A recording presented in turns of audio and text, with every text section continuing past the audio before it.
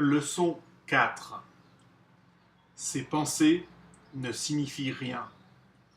Elles sont comme les choses que je vois dans cette pièce, dans cette rue, de cette fenêtre, dans ce lieu.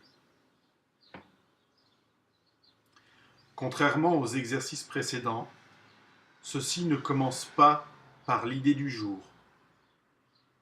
Dans ces périodes d'entraînement, commence par noter les pensées qui te traversent l'esprit durant environ 1 minute. Puis, applique l'idée à ces pensées. Si tu as déjà conscience de pensées malheureuses, utilise-les comme sujet. Toutefois, ne choisis pas uniquement les idées que tu penses être mauvaises. Si tu t'entraînes à regarder tes pensées, tu verras qu'elles représentent un tel mélange qu'en un sens, aucune d'elles ne peut être appelée bonne ou mauvaise. C'est pourquoi elles ne signifient rien. La spécification habituelle est requise lorsque tu choisis les sujets auxquels l'idée d'aujourd'hui sera appliquée. N'aie pas peur d'utiliser les bonnes pensées aussi bien que les mauvaises pensées.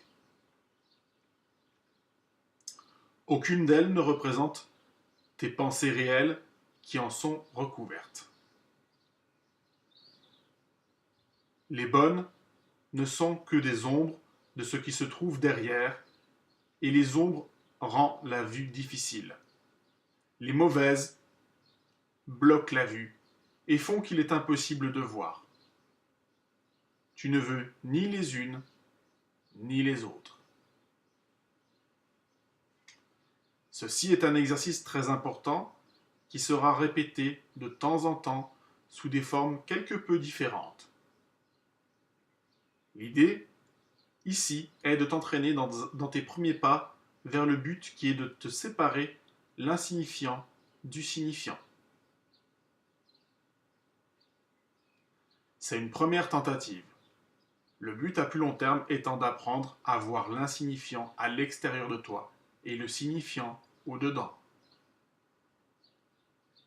C'est ainsi que tu commences à entraîner ton esprit à reconnaître ce qui est le même et ce qui est différent. Quand tu utilises tes pensées en leur appliquant l'idée d'aujourd'hui, identifie chacune d'elles par la figure ou l'événement central qu'elle contient. Par exemple,